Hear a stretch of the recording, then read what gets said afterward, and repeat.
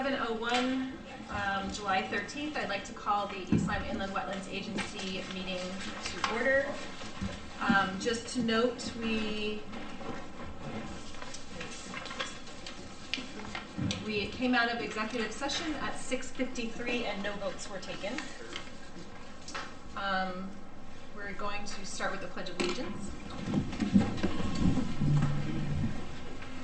I pledge allegiance to the flag of the United States of America and to the republic for which it stands, one nation, under God, indivisible, with liberty and justice for all. All right, thank you everybody for accommodating the last minute change in meeting dates. I'll go through and introduce everybody. We have Phyllis Berger, Nancy Kalal, we have Diane Garner. Everyone's sitting out of order today. I'm Kristen Chantrell, Don Bimminster, Sam Sims, Greg McIntyre, Gary Geisha, our Inland Wetlands agent, and Sue Spang, our recording secretary. We are going to, I'd like to make a motion to add an item to the agenda, and that would be the request for determination of a permitted non-regulated activity by Catherine Christensen on 66 Grassy Hill Road. New business? Add that under new business. Do I hear a second? I'll second it for you. Thank you. All those in favor? Aye. All right, thank you.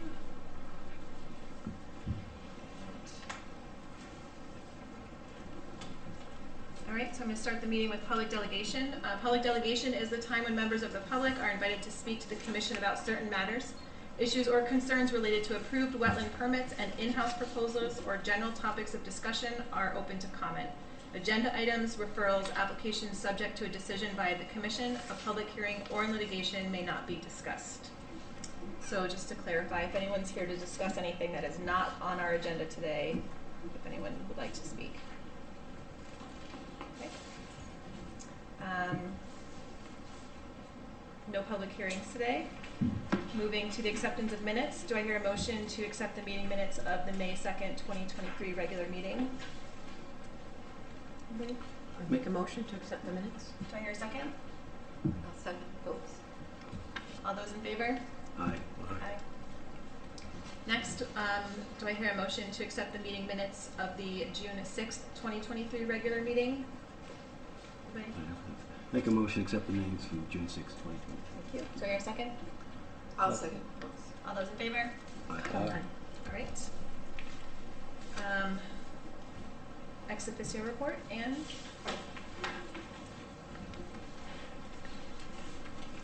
Hi, Ann Chicello, Board of Finance, ex officio to the Inland Wetlands.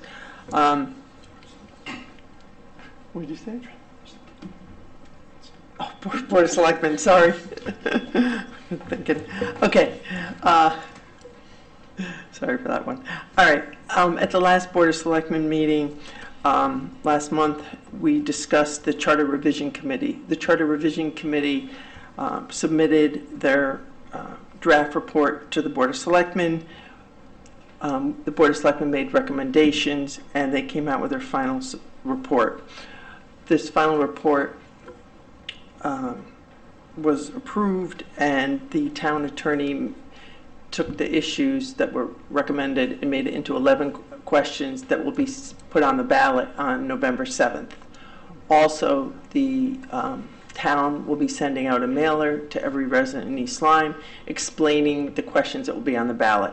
The answers for these questions will all be yes, no, but just to have them be explained. The other thing that's important to note is that no position can be advocated by the town in the mailer. It's just for explanation purposes only. The next issue that we discussed was short-term rentals. And what we decided to do was to form a subcommittee to review short-term rentals, and then that committee will report back to the Board of Selectmen. One person on the committee will be from the Board of Selectmen, and one person will be from zoning, and then they'll have some other people from town also on that. There was a blight officer appointed, so David Garside, who's the town building official, will now be the blight officer. And That's about it. Those were the kind of the highlights. Are there any questions? Did you say a blight officer? Blight officer, yeah.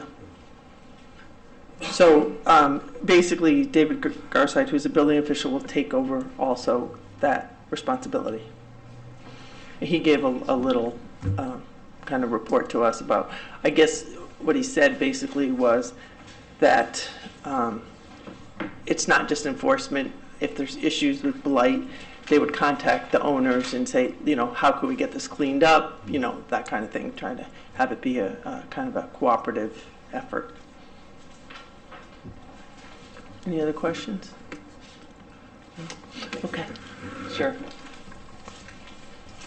All right, so then moving to new business, discussion and possible resolution of pending litigation, North Bridebrook multifamily development, application of Paz and Construction LLC, Jason Zelia, applicant, Paz and Construction LLC owner, to conduct regulated activities in the Upland Review area in association with the proposed multifamily residential community on property identified in the application as North Bridebrook Road, East Lyme Assessors Map 9.0, Lot 37-2.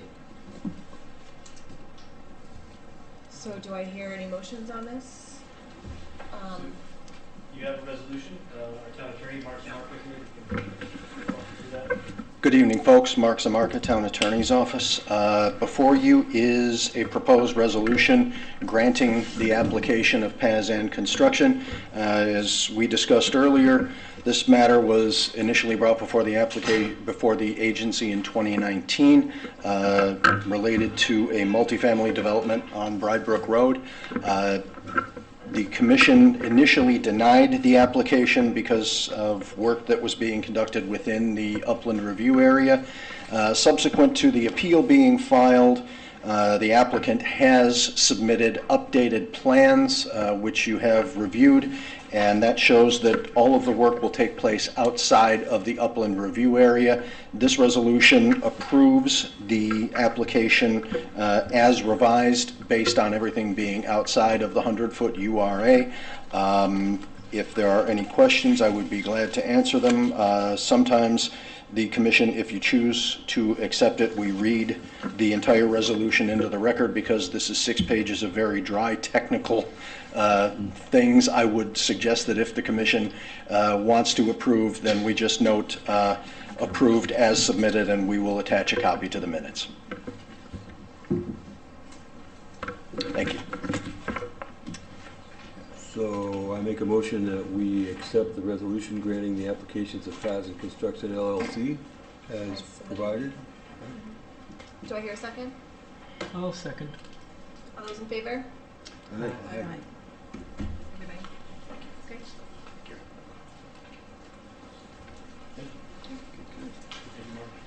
All right, so next new business are adding to the agenda the request for determination of permitted non-regulated activity by Catherine Christensen.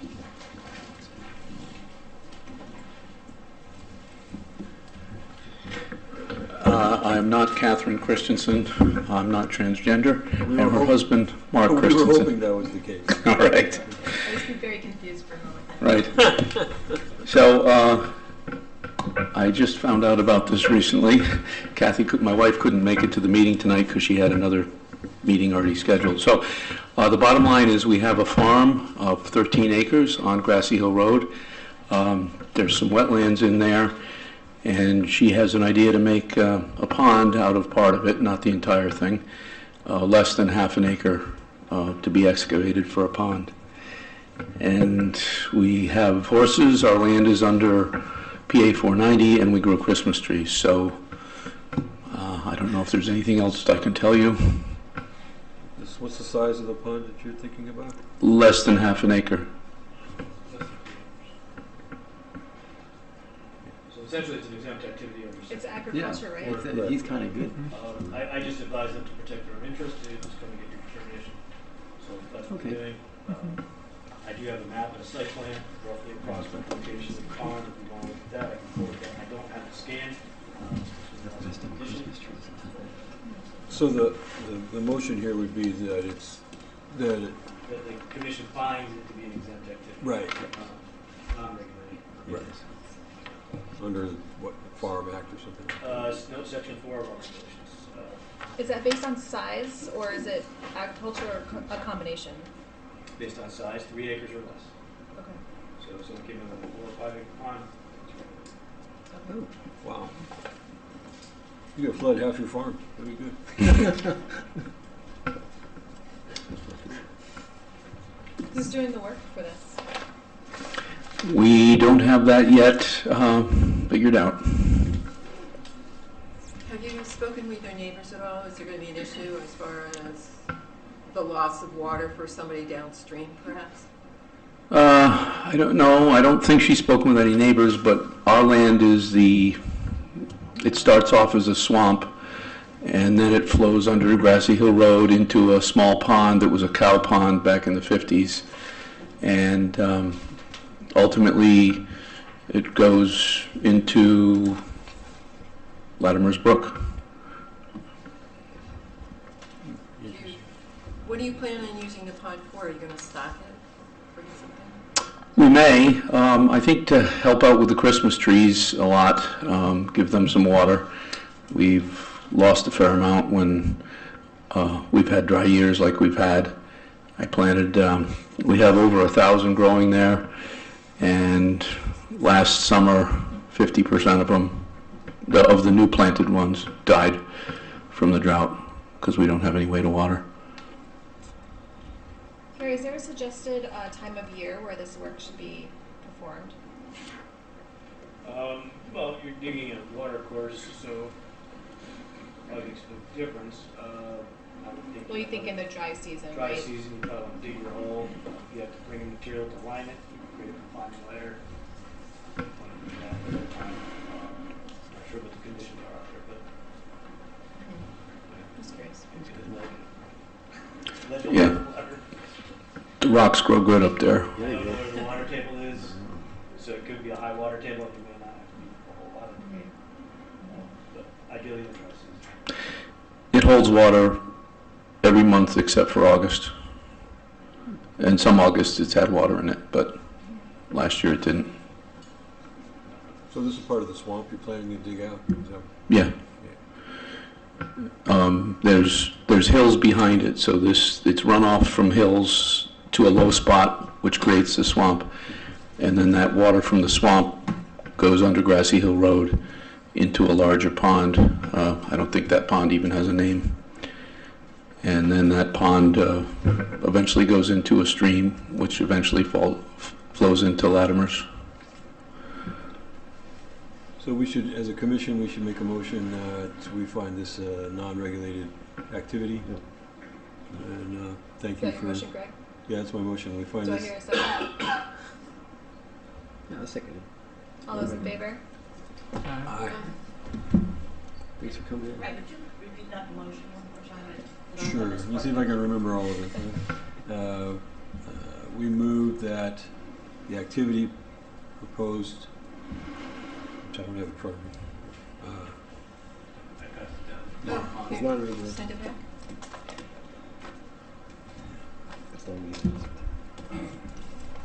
So,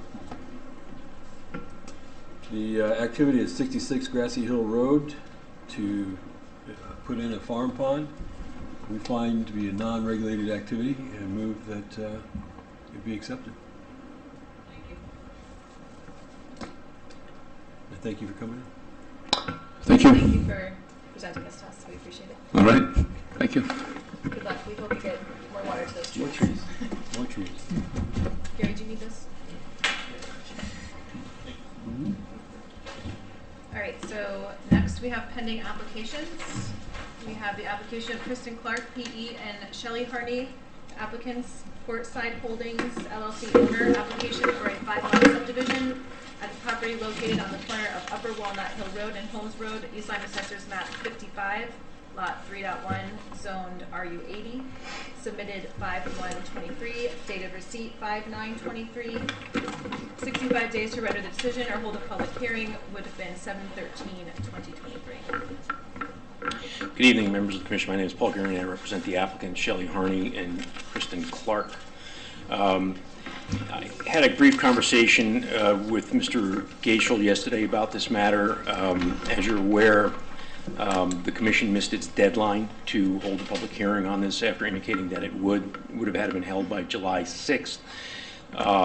And essentially, that would render the commission's jurisdiction invalid at this point in time. However, the applicants conveyed the 3 parcels that have the wetlands on them, and I'll hand this out to the commission members,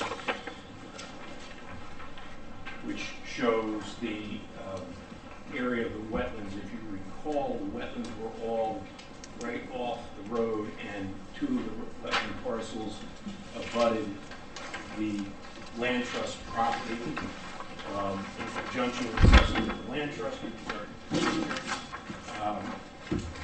we agreed to convey the wetland properties to the land trust, which was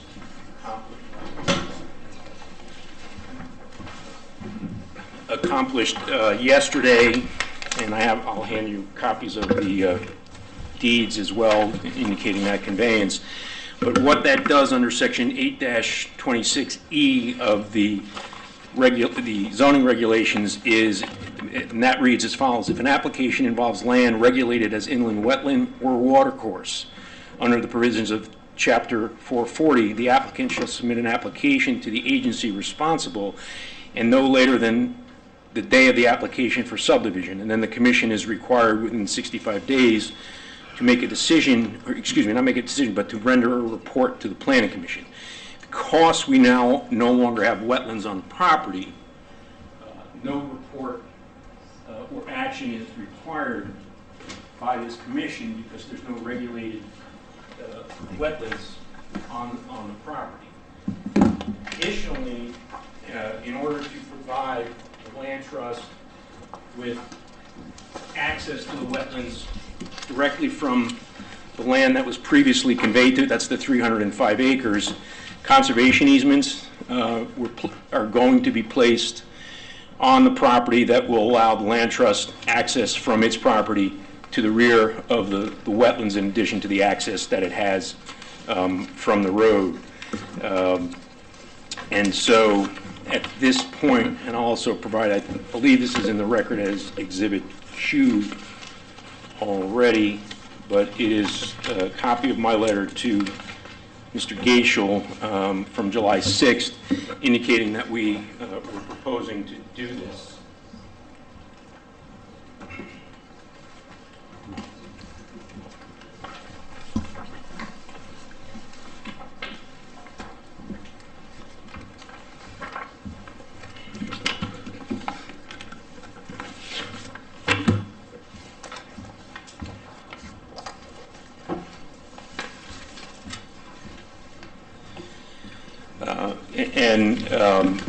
Now that we have, it's our position that there is no further jurisdiction that this commission has. That being said, in my conversation with Mr. Gaishel yesterday, we both acknowledged that to the extent any of these properties has the 300-foot review area on there, at a subsequent date, if somebody goes to develop that property and they were to develop within the 300-foot review area, they would be required to go to wetlands at that point in time to get a permit, or at least a review by this commission. So this commission doesn't lose its jurisdiction as to the future development of the property, but it doesn't have any jurisdiction at this point as it relates to the subdivision and the planning of commission at this point in time.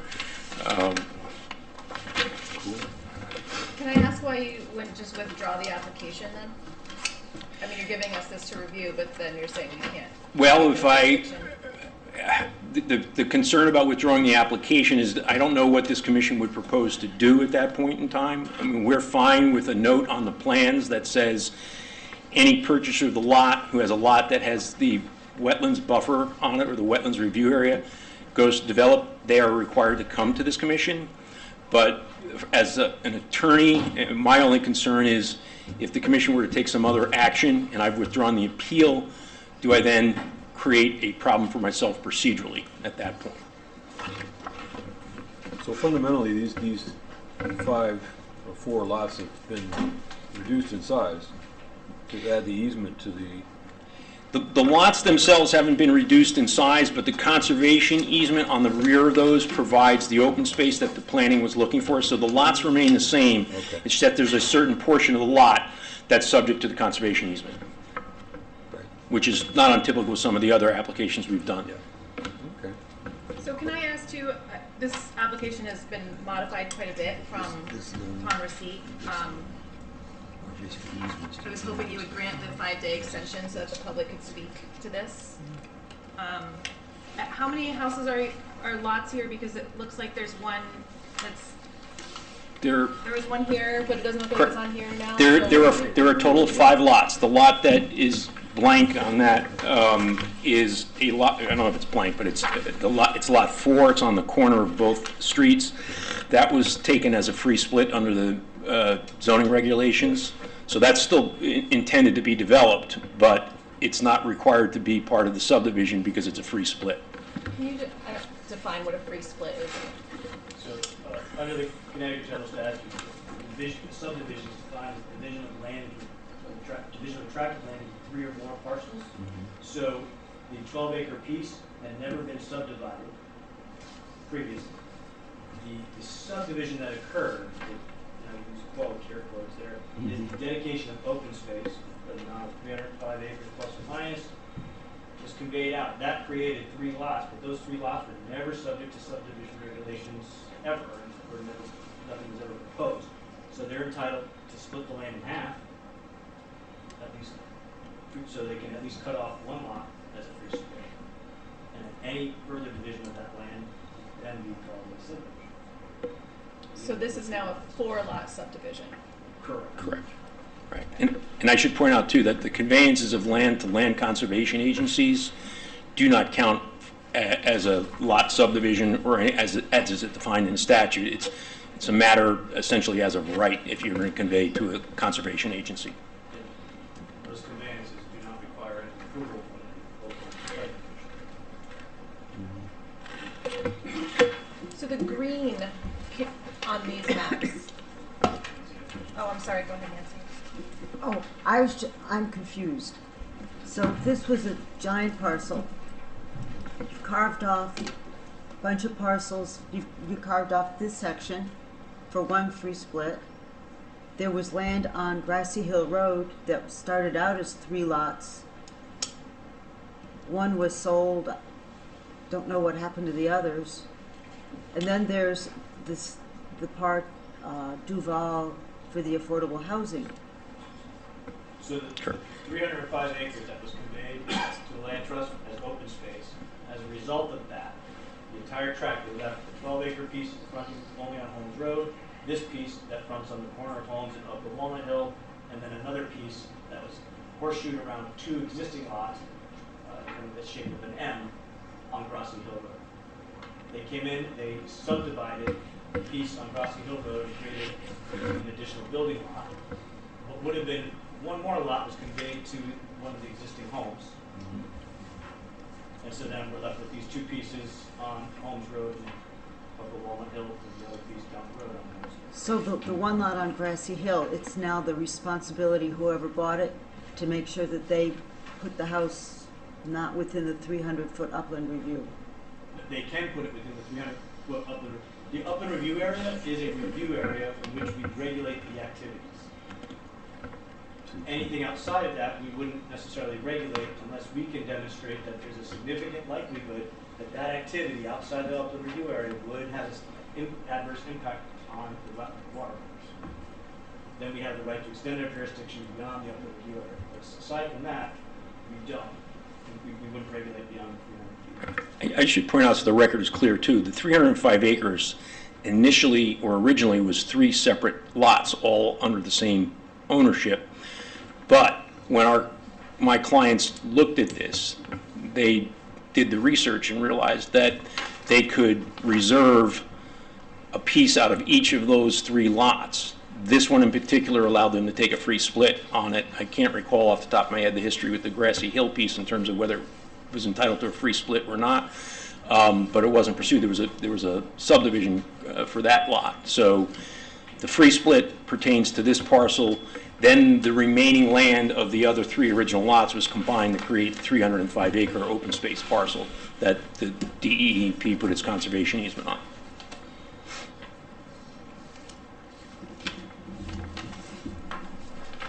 So again, this is, you're just informing us of what you've done, and if we agree that this is now outside of the upland review area, I don't think there's anything this commission needs to do, frankly, tonight. As I said, Mr. Gational and I talked yesterday. He's said he'd like to recommend that a note be placed on the plan. We're perfectly content with what he was recommending. so we don't need a motion, we don't need... Well, I would say that, you know, under the statute, the planning commission cannot render a decision until they receive the report from the agency. If they receive no report, they assume it's approved, no issue. So I'll just need to report that back to them at some point. If you want to give a report, you can say, hey, we would recommend a note be placed on the plan indicating that anywhere from 300 feet of wetlands that are just off site will require a permit.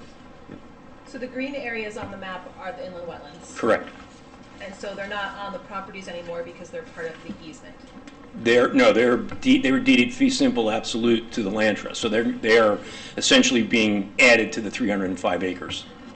So, I mean, they're all kind of misshapen, so the people that live next door to them, how are they going to be aware that there's wetlands there?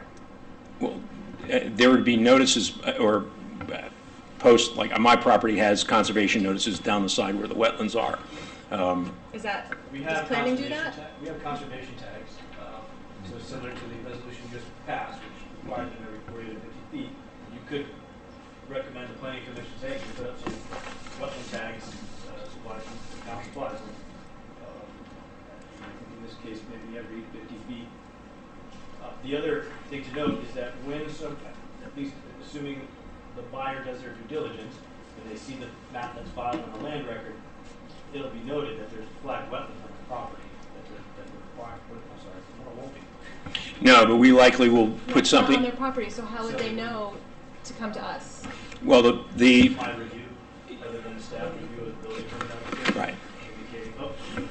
So you would be this, you'd have to remember that we saw the property addresses to know. Not necessarily. I mean, Well, as I just don't want there to be oversight that. No, and as counsel to the developer or to the owner of these lots, we're not actually going to do the building when we transfer any of these lots. You can be assured that we're going to provide notice to a buyer that they abut wetlands and if they do anything within the buffer, because I don't want my client to be sued saying somebody didn't fail to disclose something to them. So Yeah, because there's the the wetlands report that states that the clearing limitations should only be like 50% of each property. So that was his advisement in his report from you, and I just want to make sure that we capture that somewhere. then I would report to the planning commission that they had a note plan indicating that as well. That no more than 50% of the lot be cleared for building. Right. That. I guess as far as plan reviews, it would be no different than an existing home applying for a permit in which the wetland's 300 feet away, and I have to review it based on an aerial photo. In this case, I think these might actually be a little clearer on the aerial to pick out. The fact that they're going to be delineated, and now with today's technology, we can scan this all in and start working on it, creating a digitized GIS layer of actual delineating wetlands. So that will hopefully be a better tool than just using soil survey in Connecticut. That's the best I can tell you as far as looking at that permit, who's going to remember.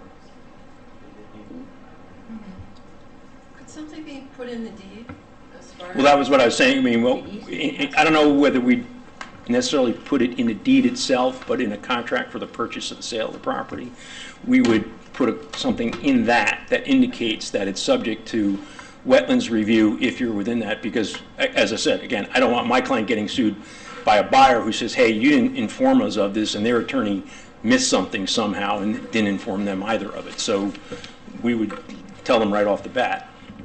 Doesn't your conservation easement have to be? Yes, the conservation easement would be in the deed. That's correct. Because anybody who takes who buys the property now takes subject to that easement. It's in the land records, but we put it in the deed again because you don't want somebody coming back and saying, you didn't tell us about this. We're telling you it's subject to.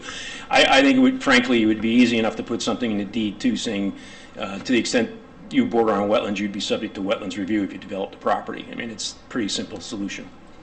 The other benefit here is that the wetlands are conveyed to the land trust, in which, as a land trust, they're going to monitor their lands, or at least they'll be responsible to monitor the lands on an annual basis and report.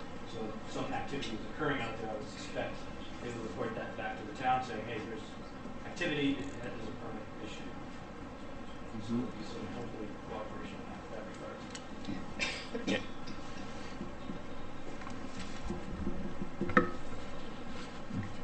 So do we need to make a motion to send? I don't think you can. I mean, I guess, like I said, I Well, think. the motion would be to inform planning that we recommend conservation tags. And a note, Yeah. like the plan, And a note. work with the Correct. I got 3 points. Yeah, I have but three of the points. I don't know that we need to make a motion to do that. Gary, that would be something you would write? Yeah, I would just say that here's your, I would furnish a report to the planning commission on behalf of the wetlands, saying, here are our comments. A review of the plan, this is what we recommend. And I'm sure Don captured the two that I had and one I more. did, and the one more. I think you get that by consensus. What? Yeah. Yeah. Yeah, I mean, technically, we're not really looking at an application, No. are we? Nope. We can at least Clever. remediate this a little bit. I feel bad that people didn't get a chance to speak. I know, me too.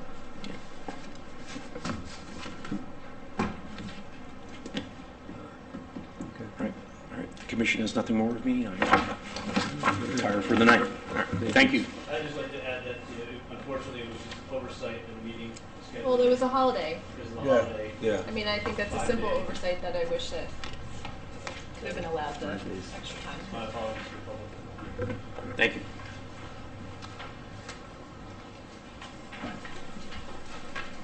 So in the minutes then, can we say that Yep.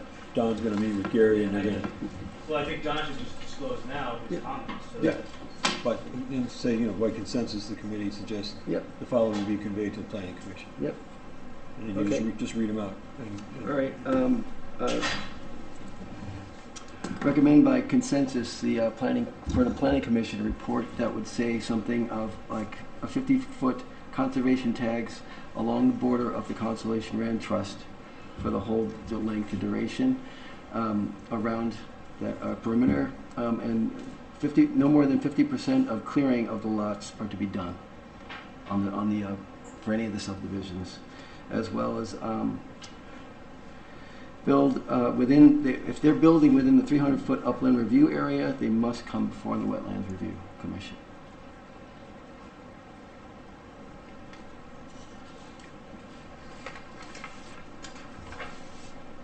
I'll have to come back to this anyway.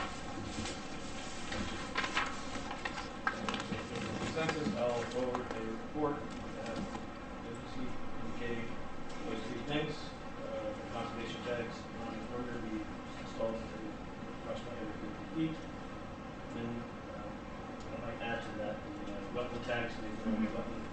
Okay, Yeah, that's fine. Yes. perfect.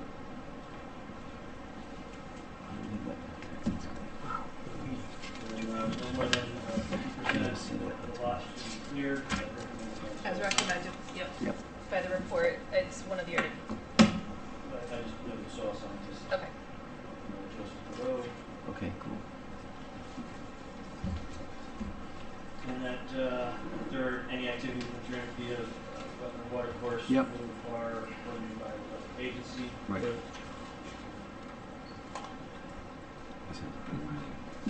Yep. Can I just make a comment? How can we avoid these catastrophes? I mean, look at all these people are here. This is John Q. Public. I understand that. They were all ready for the sidewalk, I'm sure. They got canceled, and I think we owe them an apology. And I think we need to figure out how we can keep better track of expiration dates to avoid this? Because clearly you can move meeting dates. I agree. I did the best I can with what I had and the resources available to me. I have an Excel spreadsheet that tracks this. I had even indicated on the agenda that the deadline to render the public hearing decision was the 6th. So that has been on the agenda the entire time that we received the notification. We received it on May 2nd, we met on May 3rd, so we didn't make that agenda, but when I put it on the June agenda, I did put that information on. And looking at it, I may have miscalculated that as 7:15, and it ended up being 7:06. Not sure how that miscalculation happened per se, but I just know the holiday fell, and it was 5 days. So I apologize, like I said, to the public. I understand that it's in the wetlands in this town and all across the state are valuable resources and need to be protected. I can't make it any better than that, other than we're doing the best we can with what we have. In regards to the area, it is zone RU80. Single-family residential is a permitted use by right within the zone. The lots being proposed are of that size. And as indicated by the applicant, the work is being done within 130 feet plus minus of the wetlands. So, I did read something else that they described it as a conservation development, but it's actually just in accordance with the typical development. they reported to the planning commission as a conservation development design, and that's how it's being reviewed by the zoning commission. But is it? I believe that is what they're applying for, so that is what the planning commission is reviewing. And my understanding is that's what they proposed. So we'll continue to review it in more in depth and verify that it will meet those requirements. I believe it's supposed to be, although the open space, the plan was initially submitted without any proposed open space. I made a comment that open space, at least for a minimum of 10% was required in the planning subdivision regulations. And then they came back with this, the area, as you see, is proposed for conservation area, which also included the wetlands, which would satisfy that requirement. And then, I guess, the public hearing attachment, missing a date, and the changes there, I guess, to avoid the issue altogether, they chose to convey out the wetlands and to put them on the property to get around the statutory requirement of having to make an application for it. But I feel like that just puts it on whoever buys the property. They're still going to be within a certain area of the wetlands. Correct. And I would say, Just put it on someone else. so in the cases where we approve subdivisions that have regulated activities associated with them, such as the home, we understand that the home, as shown on the plan, is conceptual, and that the homeowner will have to come back and reapply, and whether it's to the commission, usually it's just to the agent, because the commission's already looked at the plan. In this particular case, I could potentially kick all of these over to, well, you look at the lot 2 and lot 3, those homes are outside. The only thing I'd regulate on lot 2 is the septic system. And they may come back and you can see they did some test bits way in the back. Maybe they'll put the house way back there and move the septic system up and completely never have to get a permit. So there's things that could be done that way. But lots 1 and 5 would be. 1 and 5 will definitely require permitting. And, I could send them back here, again, based on their proximity to the wetlands. What about that free lot, whatever you called it? The free split. Free split? On lot 1, that will require a permit. Yeah. There are wetlands on that. Is that? He's waiting. And there are wetlands on that. No, I'm sorry. So lot 1's over here, this lot here. Yeah, that was lot 5, I think it was. That's 2, 3, 4, over the lot. Yeah. So lot 4 does have wetlands on it. So So that person, when they buy it, they should Right in this corner. know that there's wetlands. it's just confusing that he just deleted that.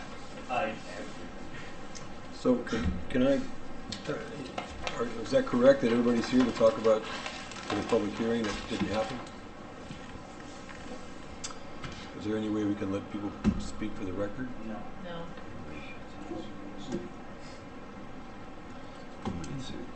Well, I mean, there's no, as it stands now, there's no application for a permit in front of us. I mean, even though he still has the appeal going, it really, he took, The application. yeah, he took the feet out from under it, basically. So the place to complain would be at zoning or at planning. Planning commission, but they're not holding a public hearing. They're reviewing it's just a subdivision. Re-subdivision, if you automatically required to go to a public hearing. But even if it's not a public hearing, they have, It's still a public meeting, they can go and yeah, listen, well, but they can't participate. but don't they have a opening session like we do, where anybody can stand up and talk? Yeah, Yes, but you can't speak about things that are already pending on the agenda, because it would be a de facto public hearing. So- Potentially providing new information during public delegations that's related to that particular item. Do they have the option under planning, if somebody decides to have a petition of 25 signatures requesting a public hearing? I don't, let me look that up. I don't believe they have, I think they can hold a public hearing if they feel it's in the public interest, but I don't think they have this commission petition. I wonder why not. I mean, Probably for the sake of doing business and keeping things moving forward efficiently. so their only hope is to get to somebody on the planning commission and say, we want you to suggest that you have a public hearing. Well, they've already received the application and started processing it. So They only if have they were 15 gonna hold a days. public hearing, they would have made that decision back in May. They have to make a decision literally by, today was their cutoff date. We don't meet until next week. The applicant did agree to give a grant extension so that they could make a decision next week and receive this report. Interestingly enough, but if they didn't grant the extension, we would have had, planning would have been meeting across the hall, either tonight or we would have met on Tuesday anyway, and then by default, they probably would have been sitting on our approval, with the only caveat being this, they never received a report from Wetlands. And then I think the court would just look at that and say, well, it must have been okay. no issue. There's no issue, there's your approval. So rather than go down that, road, if they were willing to grant the extension, then I'll have to try to navigate it. we want to start them again. So I'm not necessarily familiar with this property, but do you foresee other building lots going up around this area? No, the 305 acres is an open space, short of being on the other side of Upper Walnut Hill. I can't speak to that land, I don't know who owns it. I believe at the intersection of Holmes Road and Upper Walnut Hill, there's an existing home. And then there's a couple other homes to the west, northwest. So I think unless they get sold and subdivided themselves, I don't know. I know there was the Orbital subdivision, that's now void, so that's now back to one tract. So that might come back in at some point in the future. And does that have wetlands? I can't remember, I suspect it was large. I think it was all lots or something. So I guess in public interest, people just have to be aware of what's going on. Follow, No, we didn't, Wait a minute, whoa. What? we didn't have the opportunity, there was no opportunity. No, but I'm talking about future development in that area, to Oh. just watch what's going on. And, I mean, you have a right before inland wetlands to submit a petition with 25 signatures to force a public hearing. right. But we had already slated this for a public hearing. We didn't need to have a petition. Correct, right. In the event that the commission, this agency doesn't, and the public wants one, they would have They to can do opt that. in. Wetlands, we could do it. As long as it's within 14 days. Yeah, it's got to be quick, pretty quick, Within 14 days of what? of the application. Of the application submittal, the receipt by the agency. So the date of receipt, 14 days from the date of receipt. So the date of receipt is the next regular scheduled meeting of the agency or 30 days, whichever comes first. So they submitted on May 2nd, and the official date of receipt was the following day. It never made the agenda that was posted with the clerk the week prior, clearly indicated the day before. So the public wouldn't know about it except when the agency says, hey, we received this application. And that was noted, it showed up on the June agenda. I think it made the assumption that Yep, we'll go to public hearings in July. Procedural, just this one, okay, the 1 day. July 4th on Tuesday. So, when you look on the internet and you go onto the town website, Yep. you can see across the road where the Orvidal subdivision would have been, there's a new subdivision there. There's 9 ribbon lot driveways on the internet. On the GIS? Oh boy, it's not an easy way. Can you get me into the? Wrong thing. I was in the town, it was fine a few minutes ago. Can we take a question or? It would be under. Public? Is it procedural or? Zoning. I apologize because I don't No. know what the procedure is to ask for the clarification. Yes. Okay. Can I ask it and So choose can not you to zero in answer on it? yours? Yeah. Yeah. It's a question. Where? So Yeah. the question I have, I'm Heather Long I got Ratscott. it. I live Scott, at the you're property wrong. next to this area in question with my husband.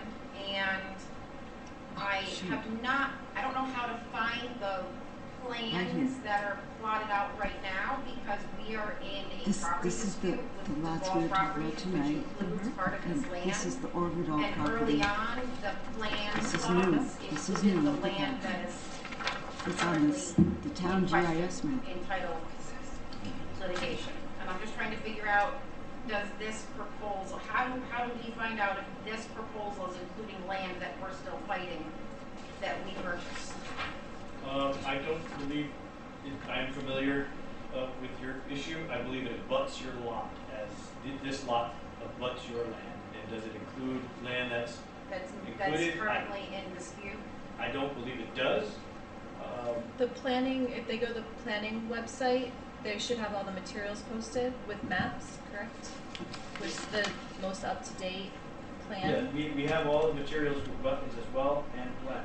Well, I don't think this, what that we just got is on. No, this was just received tonight. Okay, I'll so look it into will that. be uploaded on the website, where you can actually pull the plans. Thank you. I apologize. No problem. No, we apologize. We clearly let you down, and doesn't seem to be anything we can do about it, so. I just was trying to make sure we understood and had clarification, because if there's a proposal to build something on something we're still fighting for, that's in litigation, that concerns everybody. Certainly. Understand it. I'm familiar with their case, not in its entirety. I just know, I don't know how this is connected for some reason. Their lot runs east-west essentially. It's a rectangle running east-west along Holmes Road. My understanding, when it was originally conveyed, there was an issue with the title insurance.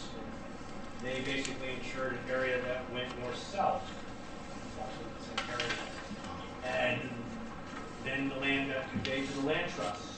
So land that they owned, I think, got conveyed to the land trust. And the title insurance covered a different portion, or it covered a portion that the land trust owns. So it's very convoluted. I don't follow it all. All I know is they're working it out somehow. And I can certainly understand that if any portion of this piece was a part of that, because it does abut there. Oh, there it is. So, I did that. you did that? I did that. Oh, that's I'm not why really I- sure how. She's like hitting I just- wireless presentation. Wow. I had to hit the button. Okay, so this is the Rassicot's lot. This is the parcel that we're currently evaluating. And I believe you can see where this building is here, the little shed. Title insurance policy, I guess, covered this No, we area. actually have two separate policies that cover all of it. We're in litigation with the land trust and the Wall properties. But I believe, being that that property line ends here, I don't think any of this is necessarily part of that. Okay, thank you. Thank you, Gary. Again, if there's a property line dispute on that side, where that exact boundary will end up, my guess is it was just surveyed by Bernardo, James Bernardo, so I think that's probably a pretty accurate line where it ends. So I don't suspect any of this is part of their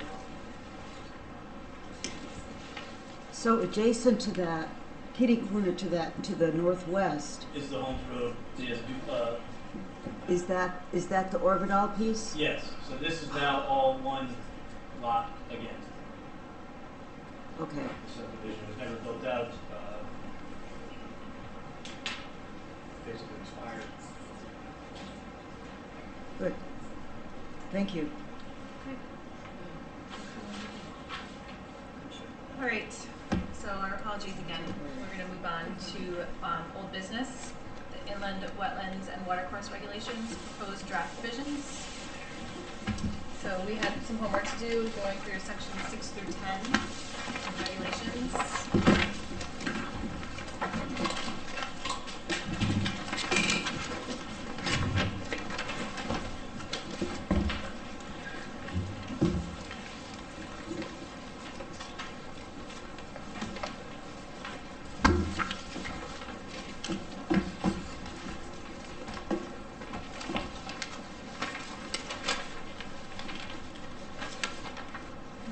All right, actually, I had a question for section 6. I was wondering the regulated activities to be licensed, if it's possible.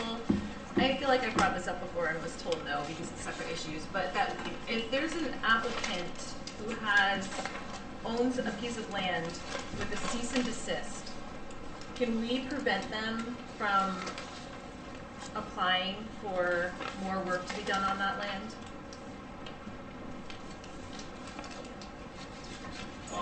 Is it too, yeah, I feel like we've discussed this and legally it's. Yeah. If you issue a cease and desist order, the cease and desist exists an activity that's creating a violation, and they want to propose mitigation or they want to propose restoration, there's no reason why we couldn't get that application. No, if they're like, oh, we didn't do this the way you wanted, and so we have a cease and desist, but like, well, now we want to build a house over here. Like, I know On the it'd be same lot. two separate, yeah. On If the it's same- a 100-acre lot and they've got a cease and desist against them. I would say you're not obligated, they can make application, they're entitled to apply for anything they want. I think it'd be right to deny the application because we've got existing violations that need to be corrected that are not a part of, or not being proposed part, that should be part of the proposed application. I think until such time as those are corrected, you don't have to issue a permit. Okay. Yeah, I was just wondering if something we wanted to. That's a good question, I can run by council. Yeah, I'm just curious, because I feel like we've got no meat behind our cease and desist orders, and maybe that would be a way to potentially. Is there fees? Well, the C and D is, once the order is issued, if there's non-compliance, is to request an injunction. And then the town attorney will file for that injunction. And that'll be a court order. They continue, and then they're violating the court order. So it just piles on.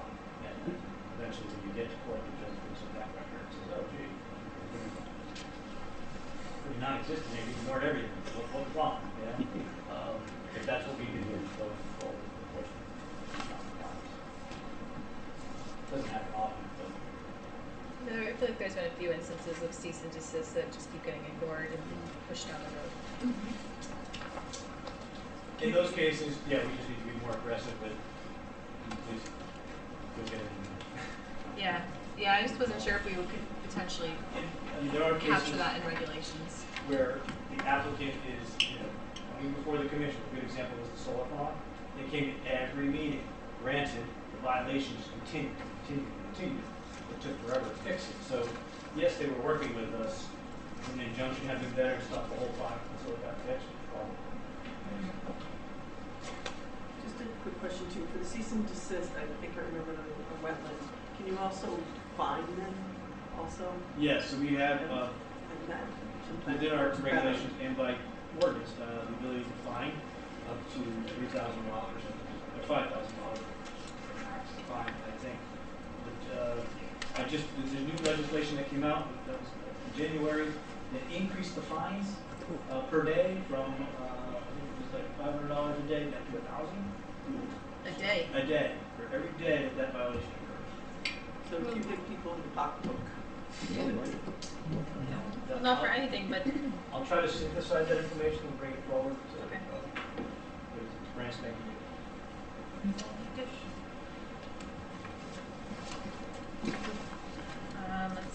Did anyone have any, section 6 is kind of just a quick little section. Anyone have anything they want to add to that? Any discussion? Did you do that last? Yes, 1 through 6. You did do that last time. All right. So 7, application requirements. Gary, I know we talked about doing a potential like checklist. Would that be within this section, or would it be a potential appendix? The current checklist is in the appendix, so I think we just updating that appendices. On the flip side, I think checklist is great for appendices. Here we just might be want to be specific. On that checklist, there are certain things that are absolutely required. There are other things that are optional, in my opinion. It makes no difference whether we get it or not, or if maybe it's just not applicable. There's no answer for that. But I think the things that are absolutely necessary, such as complete plans, reports, Signed. stamped and signed plans, signed reports, signed applications. Instead of photocopies, blank signatures, right? So those are the things that I really want to drill down on. And talking in-house, one recommendation was we could just administratively deny the permit and say it's incomplete before you get the permission. Look, I mean, X, Y, and Z. Yeah, because the clock starts when we get it, and if it's not even signed, we shouldn't have that clock start. Correct. And we get a lot of kind of what we saw with changes in the plan as we move along. Yes. That should all be done. It should be one plan. And no changes made. Ideally. So is that captured here, or is that going to be a checklist thing? I mean, is there? I guess now that we're discussing it, where that might actually get captured is, as a result of the increase in the building permit fees downstairs, we are going to start. We're going to purchase some permit software. A company called from a local government out of Louisiana, my government on Lyme. We're going to move to an online submission, which basically the system will not accept your application unless you submit all the documentation. So we're going to. And so then they can't go in and revise it either, can they? They'd have to upload new documents. So everything's going to be tracked and recorded. And hopefully that will also help with the tracking of timing. Yeah. It's a module. The system's got a module. We can lay it out with 65, 35, 65 days. When are you getting that? We basically do, I believe MGO is starting to build it. Now that July 1 has come, I probably take about a year or so to finish it up. But hopefully we can get it into like a beta version within 6 months. And then by the end of the year, it'll be ready to go live. And hopefully we'll have more money in the budget to just put toward that. Yeah, looking forward to that. So that's some of the ways out. But in the meantime, I thought we can drill down. I think we can do it by, somewhat the checklist, but I'd like to put some stuff in here, possibly. Sam was working on that, but then he moved on to it. That being said, we may have some additional help from Ally. I offered her to work additional hours. I'm waiting to hear back when I could set hours. Coming out of the line item that we have in this commission for tax. See where that goes. She declines it, I'll do all that. So hopefully with that, I'll be able to get a list here. I'd like to just work on this section of policy a little bit. But I think it's pretty explicit. I mean, we want the geographic location, the assessor's map, all this stuff. I think I might take a few things out of planning subdivision regs. But we do require the site plan at scale.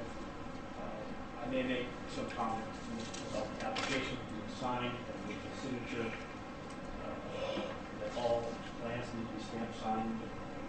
I know developers will argue that, well, there's a draft copy. The engineer doesn't want to stamp it. Not my problem. We need stamp copies that given an engineer prepared or a surveyor. Otherwise, you're wasting your time.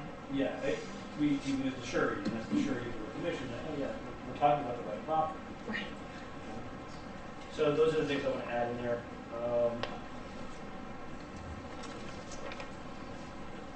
I had a suggestion potentially for section 7(8)D.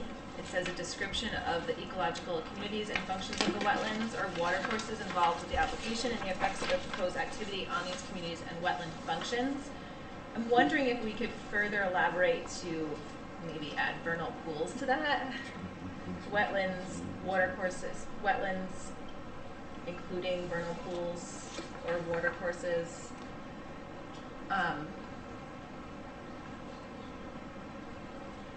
I don't know. I know that vernal pools right now are covered under wetlands within our town. I know a lot of towns are moving to, you know, look at those a little bit more strictly because of their importance. So I think you know, our application says, are there vernal pools on the property, and everyone just says no all the time. Right. You know? No. Yeah, and so I think just maybe capturing that here, just, Well, so I just did the edit there and just put in, you know, wetlands, comma, water courses. yeah, I like that. Everyone That's great. No, agrees. that's good. No, you're on the right track. There is definitely a lot to this section. 710 talks about 12 copies. 12 copies, essentially, was a copy for every member of the commission, myself, and a file copy. That's 910, and then 2 copies, one from the town engineer, one from the zoning official. We actually need more copies than that. Now that we live in this digital world, the PDFs are really what we look for, and we use them just on our screens rather than having the paper take the space. At the same time, we are required to have a paper copy for the public to view, or we have to give them a computer or something. They have to be able to look at it. So until the MGO software is up and running, and there's a just a little kiosk station that someone can do maps on, I think we're still going to have a paper copy. So that we may be able to change that to 1 or 2 versus 12. Yeah, so even when we do have that new system, we're still going to have to require hard copies. I believe we're going to Because, at least hard copy. yeah, so if you just do maybe 4. So obviously, yeah, we should reduce it. So We are pro-environment.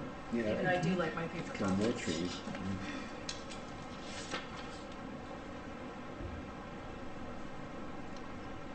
So Gary, on 7.7, E, where it says envelopes addressed to adjacent neighbors, with first-class postage and no return address shall be provided by the applicant. What's supposed to be in those envelopes? Oh, the neighbors are supposed to receive, is that for adjacent to the property, they receive notification that there's an application that was submitted? yeah, they're in a butter, and there's I believe this is for intermediate application. Significant regular activity. Yeah, so that would be if it's significant regular activity, we'll probably hold a public hearing. So that would be the public notice that they're required to send to the butters within 200 feet. Okay. I'm just saying the way it reads, it's like, here's an empty envelope. Again, I don't know why I think we could remove that more than, because we don't send that notice out. That's sent by the applicant. I think, I'm not sure where I picked that up. Where did they come up with the 200 feet?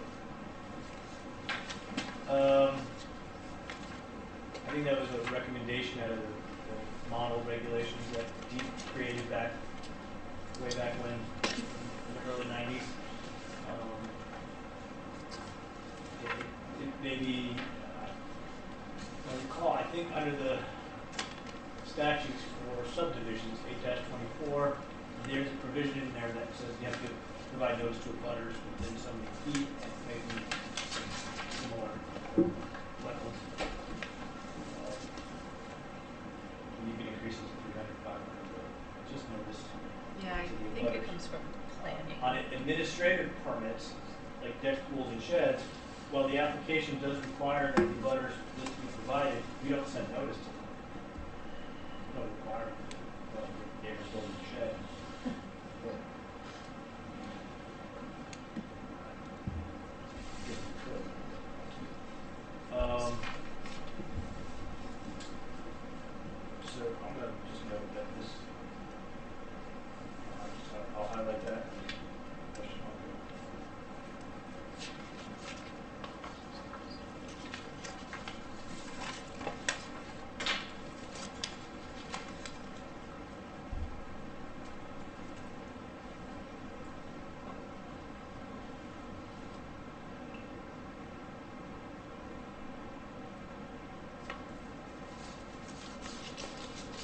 Does anyone else have section 7 comments? I didn't know that much. I had asked him before, I can't remember.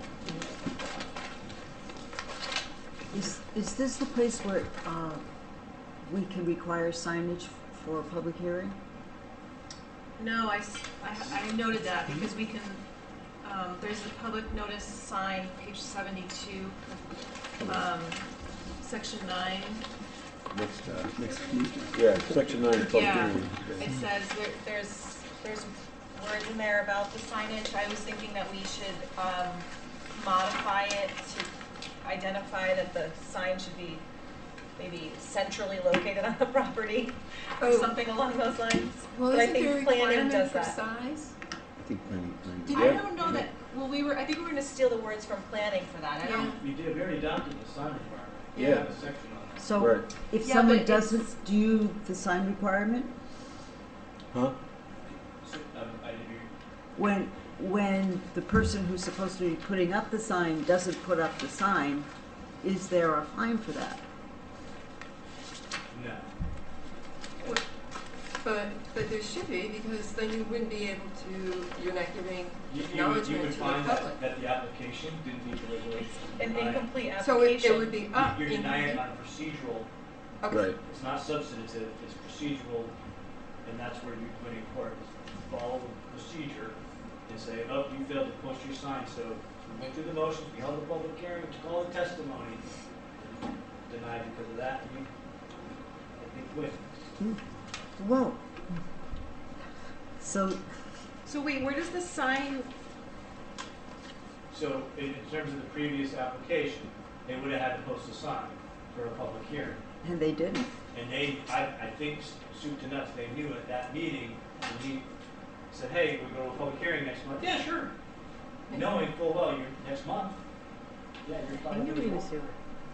And not saying, not, you know, I don't know, I can't speak to them, they didn't disclose if they knew that ahead of time or not, but I suspect they were aware of it, so. So if somebody fails to post the sign, okay, and they come in thinking that they're gonna have a public hearing, but nobody knows about it, you can stand and just deny their application right there. Because otherwise the clock starts ticking. Yeah, I would say, well, you failed to post Yeah. a sign, there's no sign, we're here. The town did their part, filed the notice, would you like to withdraw? To reapply, to post your sign? And we'll start over. That's should probably be the best. Rather than waiting to the end and only to deny them. Yeah, I mean, because it's they failed, silly. you know, yeah, I would just bring it up and say, I can see a sign out there. You So- can go post one today, but it still doesn't meet our regulations. So they start all over again. Yeah, you could strongly recommend they withdraw the application and reapply, you know, or you can just deny it without prejudice if they fail to post a sign, and then they can reapply, post a sign. And I think we already have the size of the yeah, sign. I see, it is Yeah, clear in section. here, it needs to be, yeah, visible and legible from those heavily used adjacent town road. Yeah, that is clear. Yep, okay. All right, so yeah, section 7 and 8 is mostly you. Yeah. Boy. Yes, If they have to refile, is there another charge? yes, There is. yeah, because the fees are set by ordinance, we're unable to refund fees or anything like that, so once you collect them, they gotta ask for it. Okay, got it, thanks.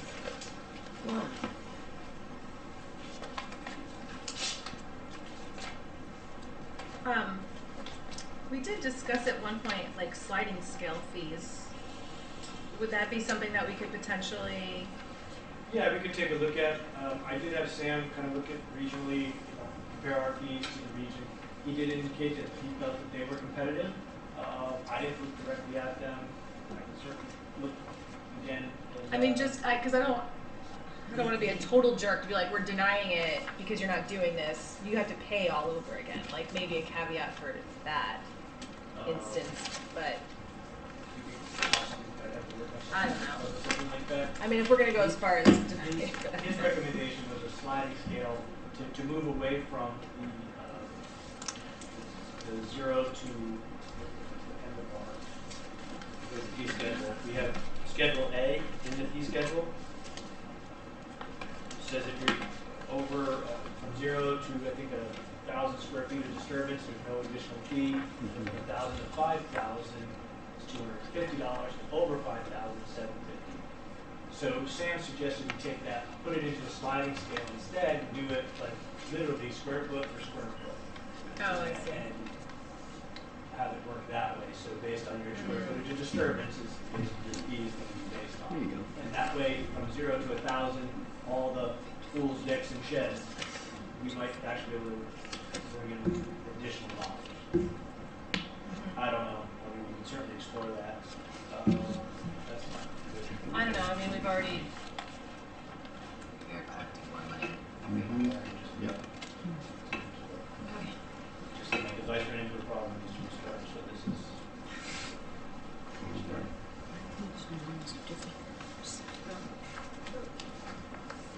Operating system exception is caused by system. Right?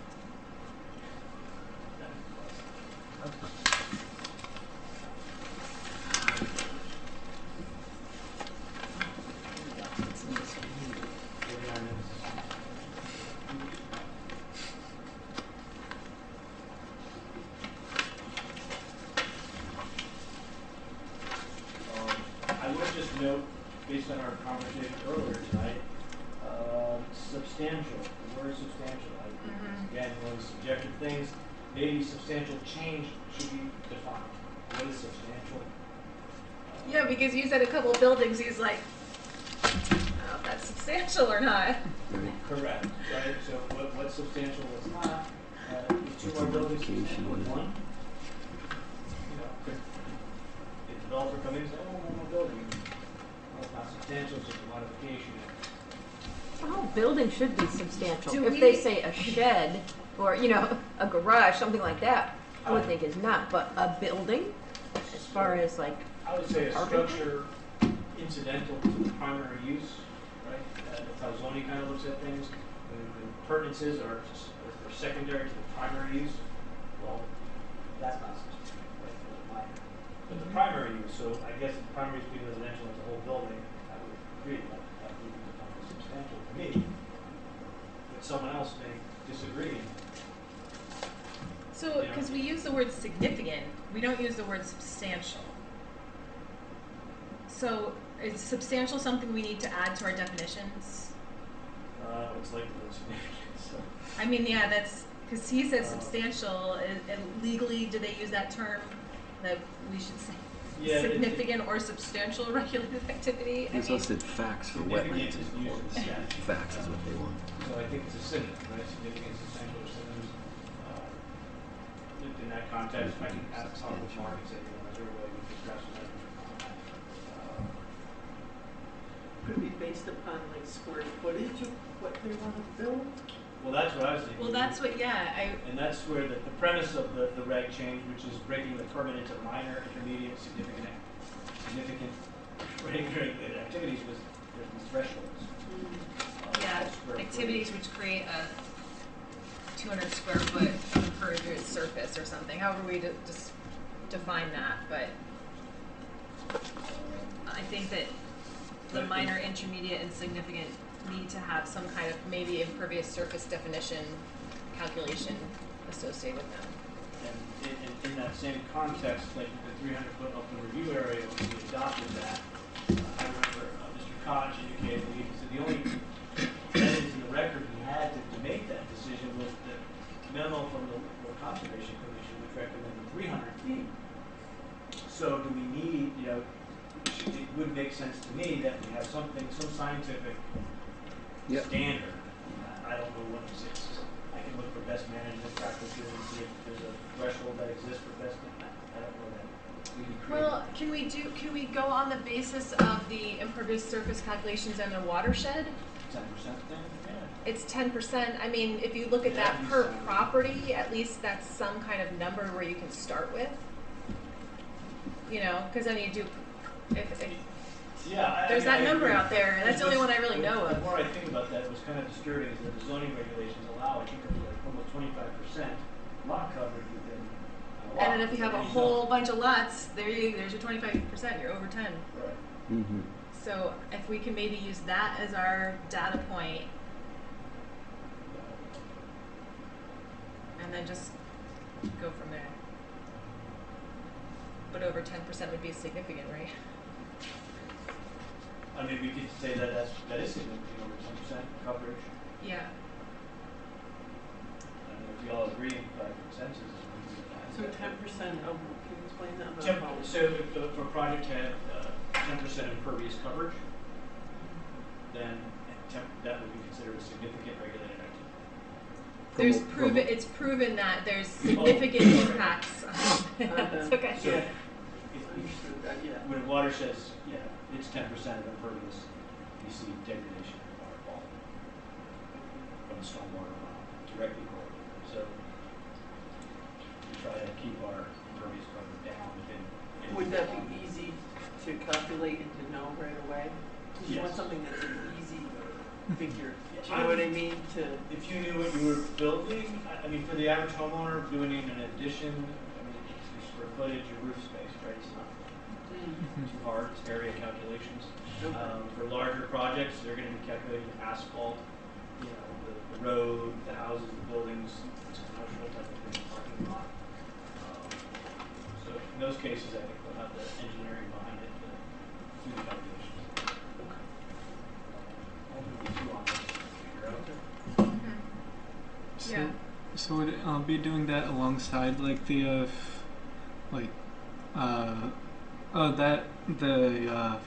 the impervious square footage restriction alongside not being able to put up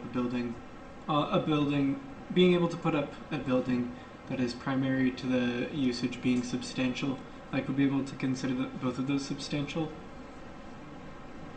impact, or So if I put up a building, so like would we be able to just have like a laundry list of different things that are considered substantial instead of just looking for like one catch-all thing? Because you could have someone with putting in less than 10% square footage of impervious surface. but have significant activity. Yeah.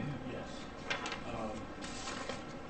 So I guess to clarify what Sam's saying is that, we can have regulated activities that are significant. I could be digging, or I could be relocating, diverting a channel.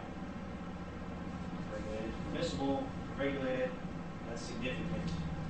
But the square footage may be only 25 square feet, right? What do we do in those cases? Yeah, So- I think it's an added, so there's a lot of descriptions here of what would be minor, intermediate, and significant.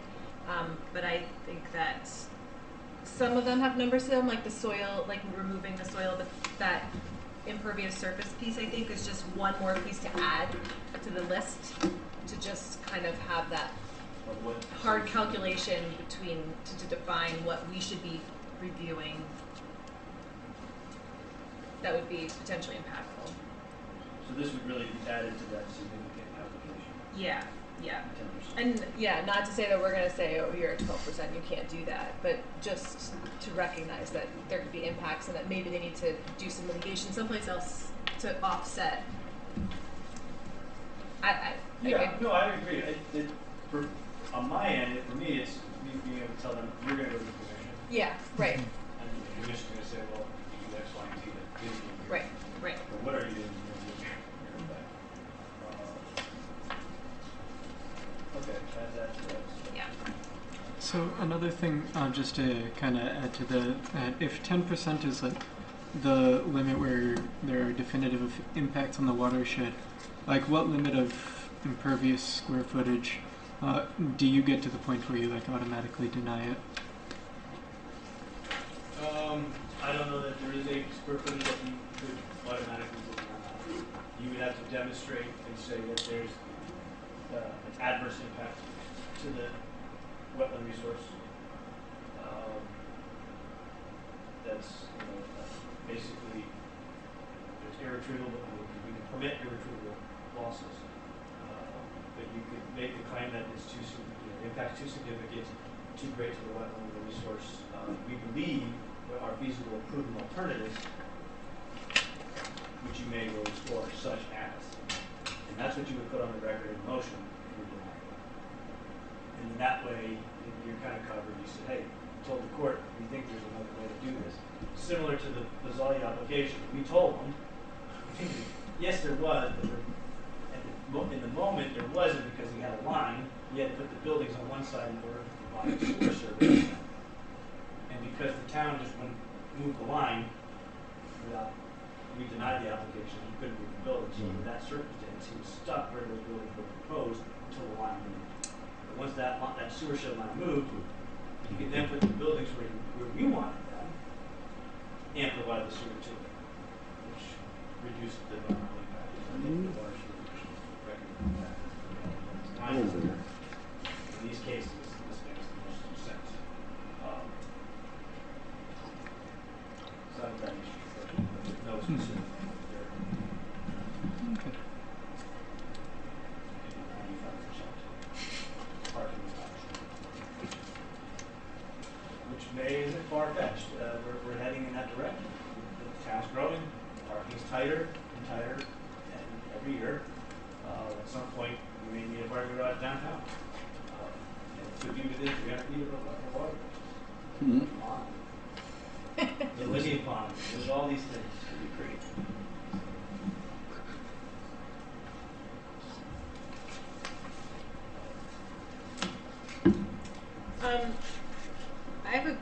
I'm kind of jumping ahead to section 10.8.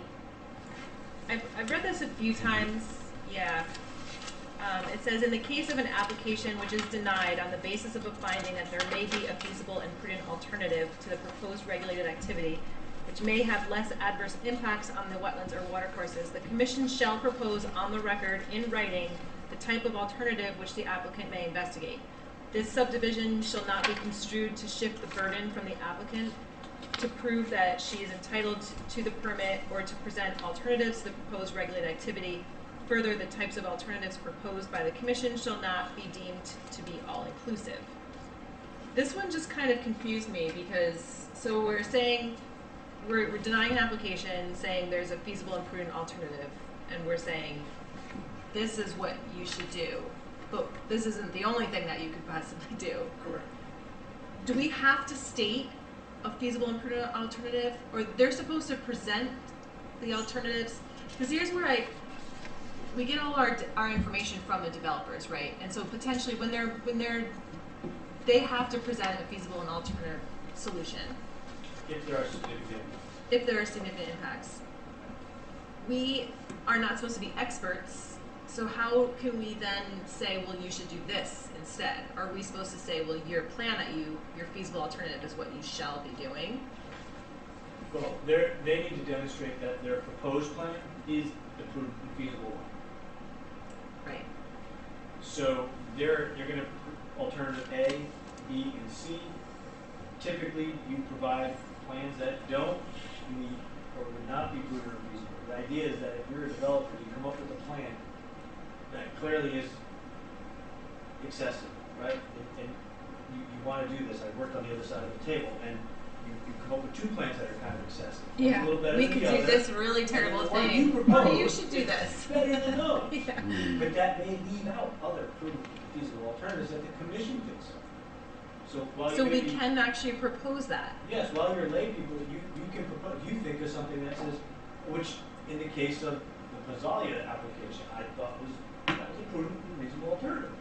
Move it outside the 100 foot because you can. Yeah. Just because there's a water sewer shed line isn't your problem as the agency. It's his. Mm-hmm. So I think you're right in saying, hey, move it. We denied it. Well, I don't know that, I mean, whether that doesn't speak to the environmental impacts, but at any rate, and look what, here's the result. They move the buildings. Win-win. So, Well, so I was just kind of confused as far as what our role of proposing, if we were actually able to propose an alternate plan. you can say, I wouldn't go deep into the proposal. Hey, why don't you go explore it? Yeah, okay. We don't want to design a plan for them. Right. On existing plans, we can modify them and change them. And rather than having the applicant do it on their own, it's good if they take some direction from the commission. Mm-hmm. So ideally, we want that plan to be final, before the commission can have the only changes be the ones that the commission wants to see, not the ones that the developer just thinks I ought to do. Unless, sometimes that's in response to staff comment, but usually staff comment is in line with what the commission is already thinking. We all seem to understand the regulation, whether it be planning or wetlands, and the town engineer reviewing the stormwater, that's kind of standardized. Yeah, speaking of, did our town engineer review the plan that we, from before the 4-lot subdivision? He didn't look at it, right? You know, I did the first, Alex has comments. Oh. Yeah, there's 2 comments from Alex. Oh. 2 memos. I didn't see the memos on the materials. That might have been the June, might want to check the June Yeah, materials. that's what I'm looking at.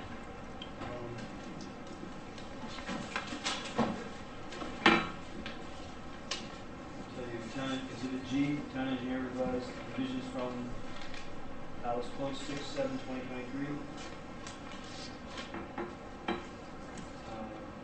No. Exhibit G Yes. is the impact assessment report of Upper Walnut and Holmes Road. Yeah, I didn't see, there was one in here that was weird, it was just like a screenshot of a PDF. This is right. This was, I think I got this in.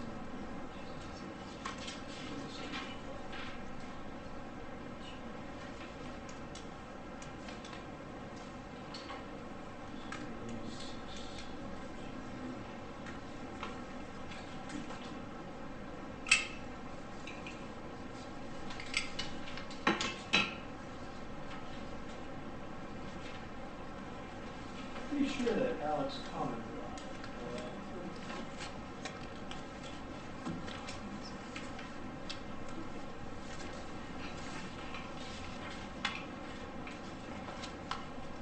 I mean, you don't have to look so much now, I was just curious, because I usually look for his comments, I just didn't see any. So I just assumed he actually wasn't reviewing it. No, he did. I referred it, I gave it to Bill Shear, and he sent it to Alex. Alex reviewed it for his bar, but he did comment on it.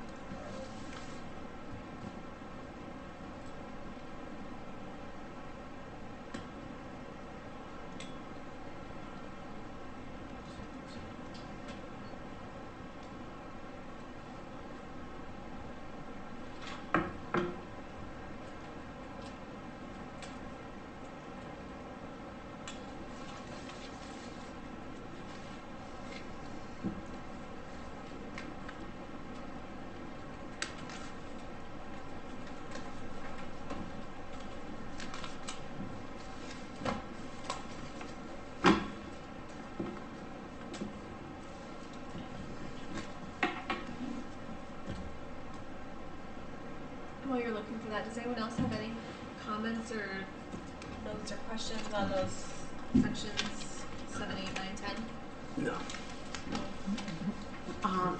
I've got like 3 different versions going here. There's I know I have a stack of different versions as well.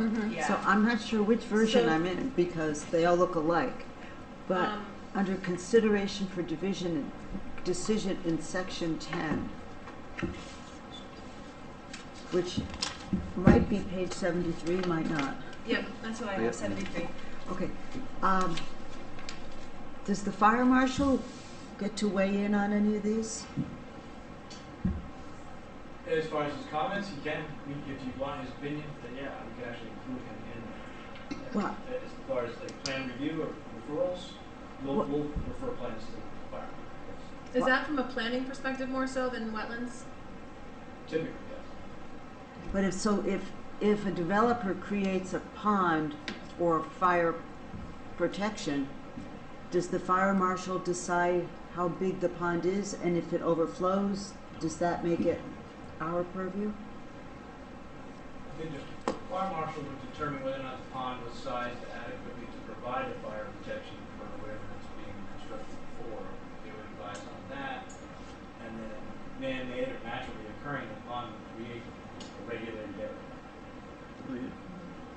around it that we would regulate. So if it was so digging, the digging of the creation of the pond itself is a regulated activity, because it's a fire pond, not a farm pond, Right. and then it creates a regulated area around it. So the fire pond then has to be in the upland review area? The center of the pond is the 300 feet on each side? No, it's the 300 feet is measured from the edge of the bank. So once the pond's created, if I had a driveway. Well, that's kind of, so I could just put a pond in my backyard and be like, oh, 300 feet up on the view area from now on. Yeah, we've done that. That's what we did. Yeah.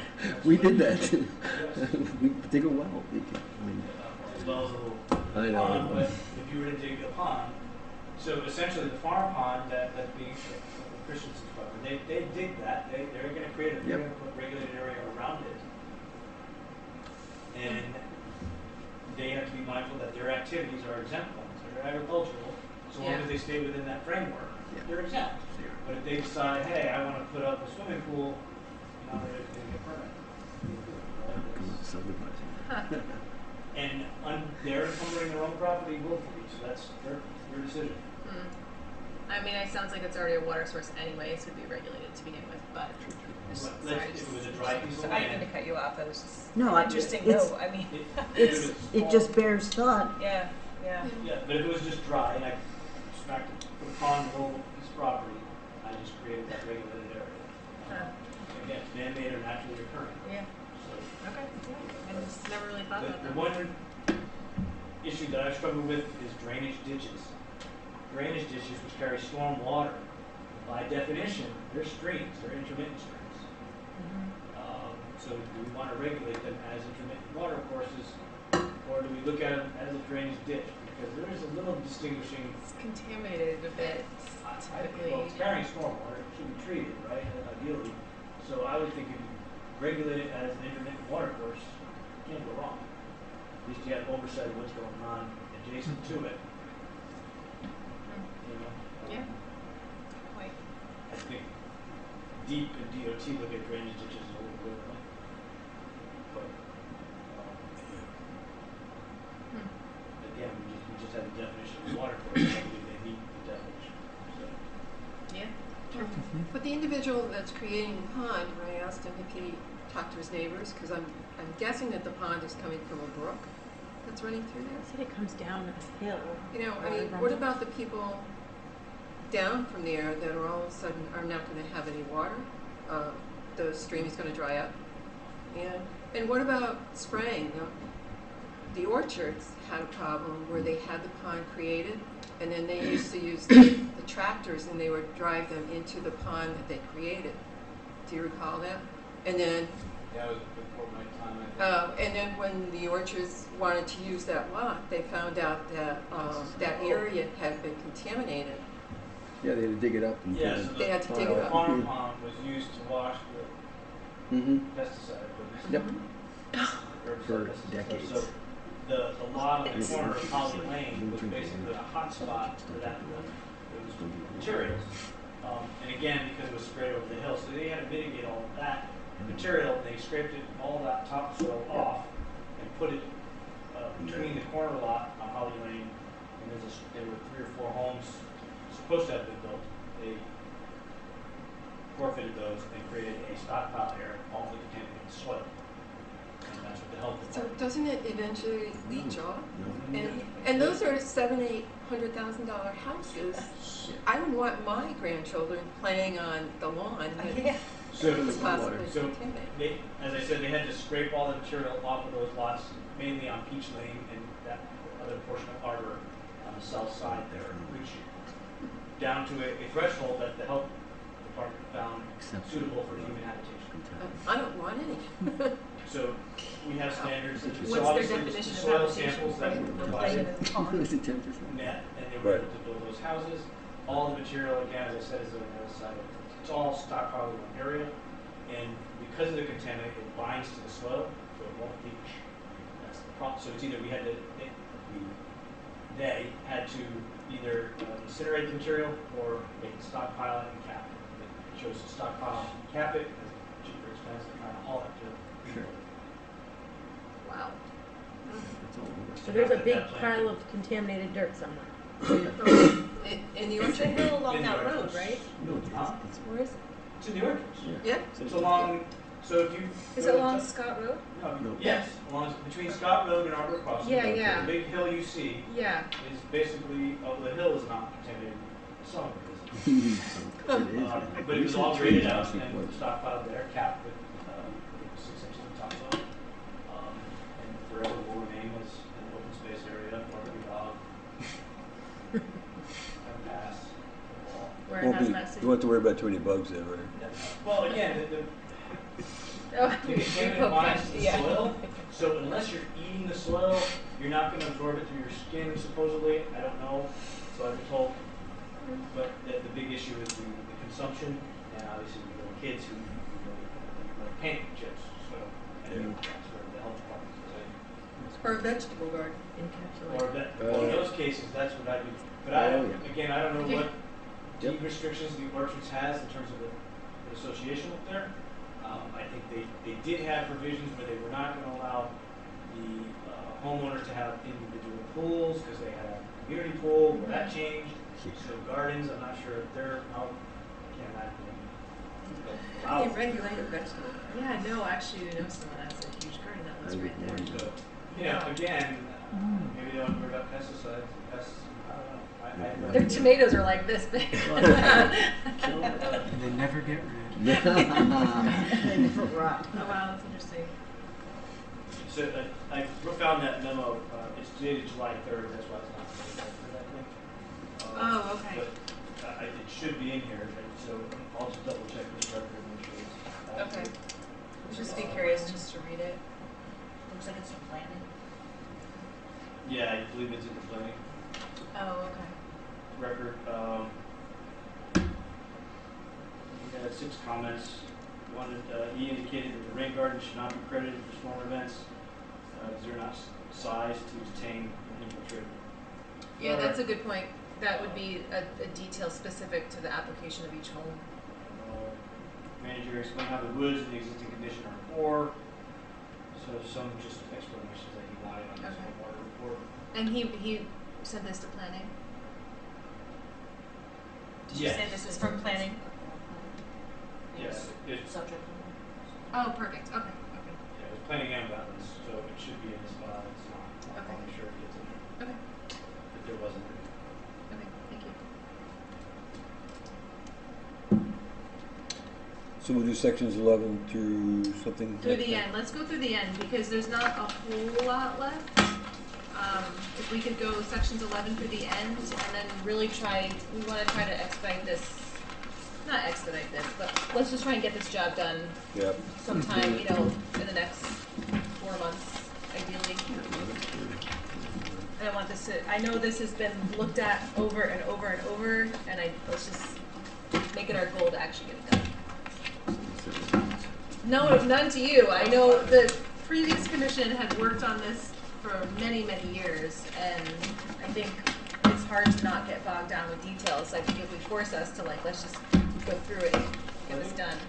They're pretty, they're pretty substantial change to the regs. It is, and they're good. I like them. So with that, I think having taken our time with them.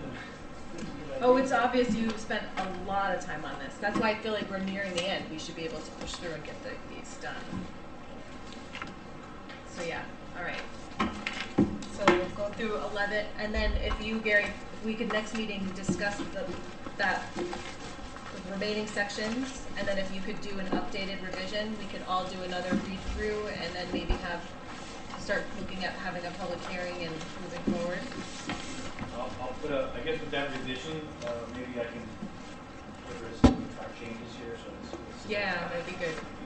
That would be good, yeah. And did you say you were going to task Ally potentially with working on that checklist for submittals? Yeah, If she can. additional hours. Be great. I'm actually at this point, she's been on vacation for 2 weeks. It was kind of questionable as to whether or not she would be returning. She'll return from vacation, but whether or not she would return here for continued working. She applied for a position in Boston, city, so she will have to move within the city limits, but she's already that way. Yeah, work So I from don't- home's a thing now. Again, it's a full-time position versus a part-time position, but you never know. Okay. So, as soon as she says, back to town. Okay. Fingers crossed. All right, so we talked about that quite a bit. Let's move on. For the reports, chairman's report, I don't have anything. Inland Wetlands agent report. I have a couple of things to report. We have a couple of bond requests for Michael Gasca, 11 Ridge Trail, and Charles Tingay and 9 Mosley Lane. I've been to both sites. These items weren't on the agenda, so we added them under the Correspondence. Correspondence. I'm sorry, new business with the. So I can put them on next month's agenda for a motion. I believe they should be good to go based on, I took pictures of each and put a report together. Okay. For next meeting, perfect. So just let you know that that'll be coming up. I've got here more correspondence, permit application for use of pesticides in state waters for 20 Atlantic Street, Indian Crescent Pond. Pesticides?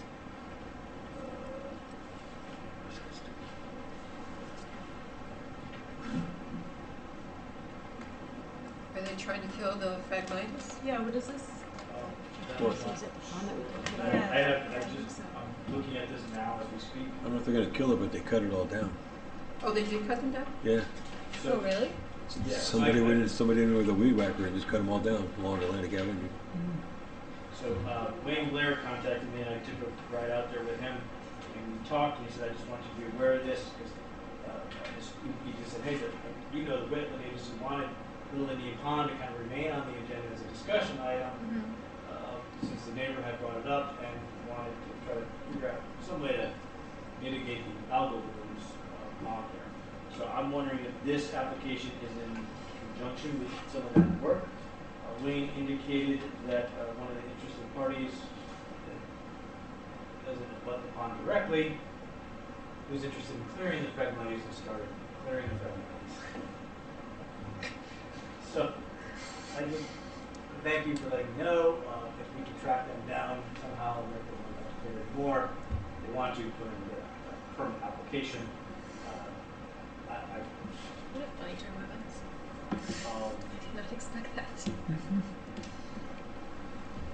that doesn't own I wonder if property. it's So worth they're the. going to be using glyphosate, Q-Trine, Reward, and Clearcast.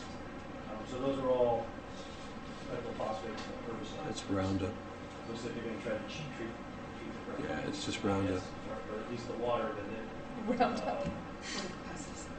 I don't know if that's gonna help at all. Animals to be, okay, plants and animals to be controlled: algae, duckweed, watermeal, lily, pondweeds, cattail, Phragmites. So, I have the application, but I'm going to scan it and send it to you, get any comments. I can definitely forward them to Deep. Maybe they'll consider them before they issue a permit for this. Again, I do believe we can require a local permit. So I will reach out to the applicant here and say, hey, can we get your state permit? We'd like for you to come get a local one too. Yeah. I drive by that area sometimes, and I've noticed that there almost look like there's soap suds floating on top. So I wonder if it would be worth having the water tested to find out what's in there. Plus, people put a lot of fertilizers on their lawn, and everything is floating down into that space. I don't think And that's I'd going to be enough long. Well, then Somebody maybe- told me there's a large machine in there. A machine? A machine of some sort. A washing machine, a couple other appliances. Just flooding happens. Yeah. And it gets washed in. Oh, and their washer doesn't work anymore. Just- Ended up yeah, in the just- pond. in there. That's a big flood. Yeah, there's no magic fix for that pond. It's just- I thought they were like going the right route to get that All pond. right. They are, so they Or is it maybe just some little person is, well, the applicant here is Stahl LLC, doing business as the Pond and Lake Connection, so they're, contracted. I don't know who hired that. Oh, Joe Casey, 17 Ocean Ave. The applicant is Wait, on Ocean? behalf- If the applicant is submitting this application on behalf of someone else, identify the person. So Joe Casey, 17 Ocean Ave. I don't even know what Ocean Ave is. Anyway, anyone Okay. can apply for anything they want. I'm sure that, Yeah. I don't know how you apply, unless he owns a portion of the pond, maybe he does. I don't know if ponds are a real problem. We So that's just correspondence. Last year when I used to drive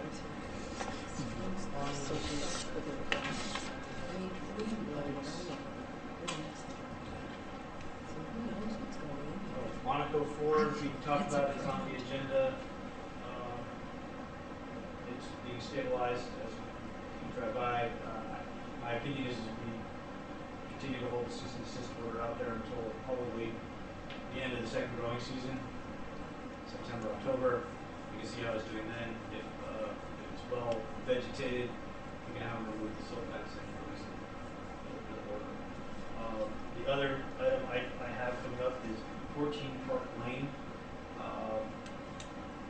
I believe the site may well be within 300 feet of the water course that's located on 2-4 Park Lane. It's close. So with the activity is a single family house, and they've got basically the entire backyard was being regraded, and they have material sloughing off into the salt marsh. So I've notified Mr. Mulholland, because it was in the coastal area management zone. I believe if it's not my jurisdiction, it will be his. So hopefully between the two of us, we'll get it rectified. The Giants and Kites, the president, informed me of it, and has some concern as their property is adjacent to, and it might fill in the channel that they used to put their kayaks and boats on. So there's some issues there. I don't think there'll be any adverse impact to the stream based on its location. But it may very well be within 300 feet, so I'm issuing the order because that's been ongoing. There's been little enforcement, so I think it's time to step that up. There's the 9092 Laurelwood Drive. Yes, I'm working with them on a revised plan. What to do out there, I've talked to the town engineer to go back out there, take a look at the work that they did do. What is that again? I'm sorry. There's an existing drainage ditch, water course intermittent, that was filled in with stone, gravel, I guess. Not sure why, other than to make it one of a flat backyard, and I think they had some flooding issues of their own, or something like that. But having looked at it after the work that they did, so while they did clear vegetation. Oh, is that the one that's on the corner there? Yes. That's draining. So we approved a permit Yeah. for 2 homes north of that. So what we asked them to do is talk to them, because with that plan, that drainage goes out into the right of way, and it's supposed to travel down the right of way into the back of the catch basin. We're suggesting that they, for the neighbor, maybe talk to that engineer and come up with a design where we pipe it and eliminate the whole issue altogether. Obviously, piping water courses is not something that I would condone or recommend typically. Because it floods there quite a bit anyway. There's lots of runoff. Might be an ideal situation where we pipe it. At the same time, it's, to make sure the pipe is sized correctly. It's undersized. Right. Okay.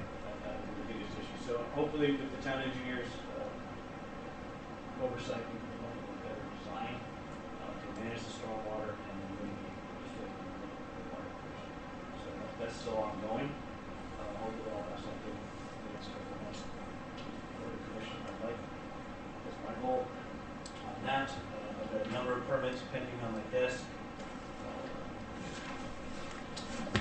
With me, just for deck sheds and pools. Things are moving along, albeit slow. We also received, and I just have a copy of the Niagara River Watershed Protection Plan update, available online. We have a hard copy that we have right now. You didn't get 12? You didn't get 12? I need the 12. Don is gracious enough to give this one. And it's where available online? Deep, Okay. and or you Google Niagara River Watershed, you'll get there. Go to the Niagara River Watershed video or TV. It's probably easy for Niagara River Watershed video. Website is kind of difficult to navigate. Can be anyone. That's all I have to report. Everything.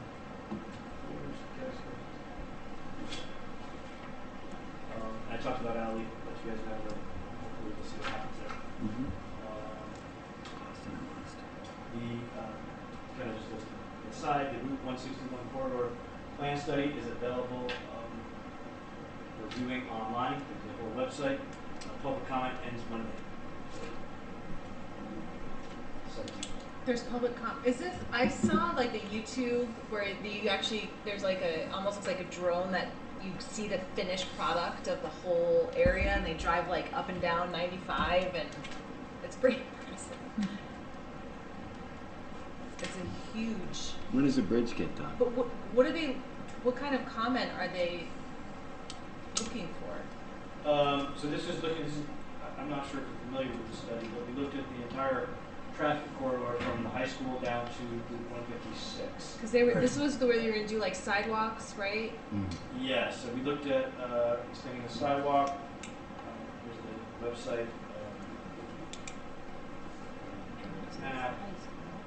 About goals, objectives. Here are the goals, study process. So we went through all of this. Freaking awesome. Congestion's obviously something that we all experience and have been experiencing. It's just gotten worse over time, so certainly it was time to do some sort of study to figure out whether the light timing, how do we improve the intersections, all of the work associated with it, 4 ramp relocations, that work being extended to Industrial Park Road with opportunity of the light time. I think the timing of which all lined up quite well. The exit 74 work, it ends at Stop and Shop right at Industrial Park Road. It's not extending across it. And we just approved the Sophie Noble, and we're requiring him to put a sidewalk in, and it's a full sidewalk. And as you can see in this picture here, there's a ramp. We have this question. Our town engineer, Alex, pointed out, well, we can either make him put in a ramp in anticipation of a full walk. Can we get, DOT, are they considering that in the plans to stop? So we're worked with the COG, and it looks like post-bid, now that the work's been done, they're going to try to build in and improve that intersection with a proper crosswalk. Oh, good. In which case, if they do, otherwise you have to cross the street, go over to Chapman Farms Road there, and then you can only walk south, I think, up to Damon Heights Road, and then you got to cross back across the street. So it seems kind of. So if we can, we want that crosswalk for 4 lanes of traffic across Industrial Park Road. It needs a proper crosswalk. So hopefully, that was a benefit of just having started the study. We looked at here. There's a tutorial you can look at. That was the whole study area. And we looked at a roundabout across from Chapman Farms here in East Pat. The price tag on that was approximately $1.5 million or more, versus if we just do in a proper signalized crosswalk with a island in the middle and a place of refuge for the pedestrian to stop, we would feel a lot safer than you do out there now. And that was at about $500,000. So I think that's going to be the alternative that's chosen there. We looked at a boardwalk and or sidewalk along Morton Pond. The sidewalk certainly is less costly than doing boardwalk. Boardwalk significantly higher, millions of dollars, but it could have its benefits aesthetically and recreationally. So either way, I think so long as we provide the pedestrian corridor, people get north and south, it's wide enough that it can accommodate some bicycles. And as we were told, well, riding on the sidewalk is not legal, Mm-hmm. you find it hard pressed to find a document. True. So, It would- and north southbound around North Pond safely, that they're looking at like a 6-foot sidewalk. Oh, wow. Awesome. That's, Where's they that? can get it a little bit wider, maybe people go No that way. space. Pardon? It's gonna be Is there actually space there for them to? no, it's gonna be a Well, wall. It's gonna be. It's gonna make it a. does require ponds. taking. Yeah. It might require taking around the corner, but there's room. You'd have to do it. The environmental impact would be a lot less than the work. So it's kind of a toss-up. But in either case, you still need a railing because you're going to be elevated up over the water. So I think building code requires anything over 3 feet to have a rail. So you have a railing at least on one side. Their picture. I don't know if they have questions for the report.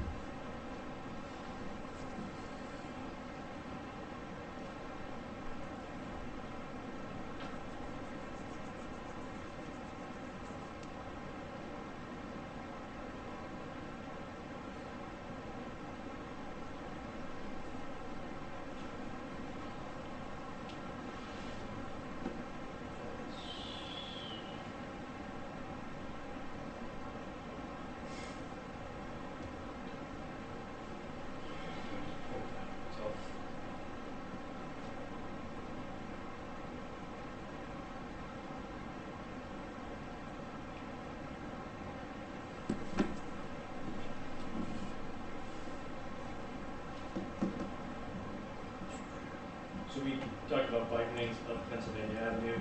So there's my homes over here. Also that road. Look at this sidewalk. Very good. So that's something what they were looking at. Yep. Concrete. Yep. Wow. I can totally see that. That would be really nice.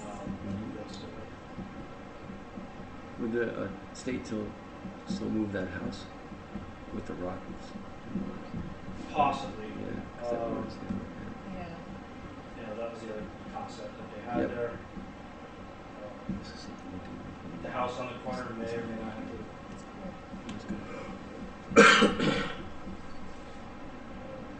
There's improvements all up and down the corridor. I'm not going through all of them, but it was, trying to close off some curb cuts, things like that, better signalized intersections, adding in things like a bus cover, a bus station, like stop. We don't have one at all. Here, for example, Yep. Yeah. There's an enclosure there. roundabouts.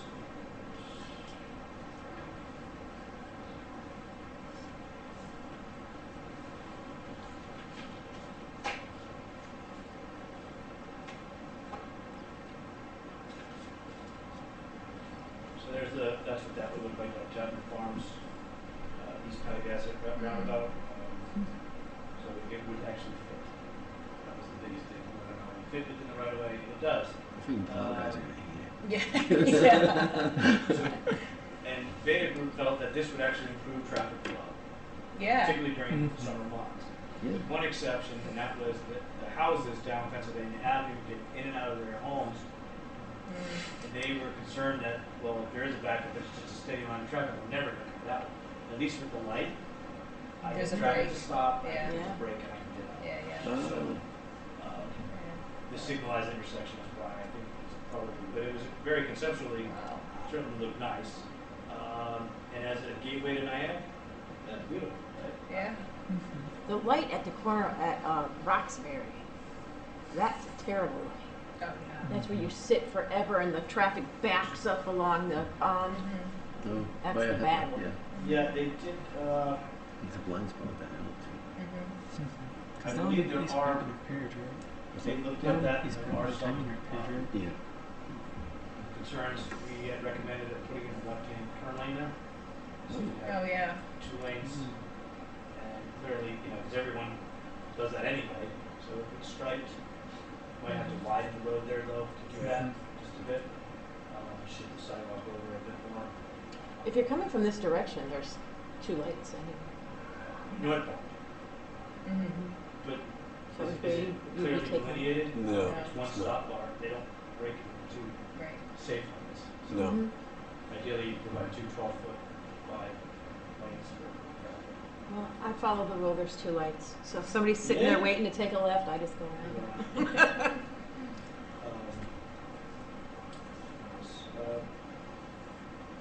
So you can see here along Brook Pond, that's the proposed boardwalk. That would be nice. Yeah. It's really dangerous. More improvements along Frederick Road. So feel free to take a look. I don't want to belabor this any longer, try and pop. So the draft there, public comment period ends Monday, and you can comment through the website. Okay. Good to know. All right, on that note, do I hear a note, yes, move, does someone want to declare the meeting that we adjourn? Second, at 9:02 or 9:01, Sam? Sam All got those in favor? it. Aye. All right, thank you, everybody. It was very productive.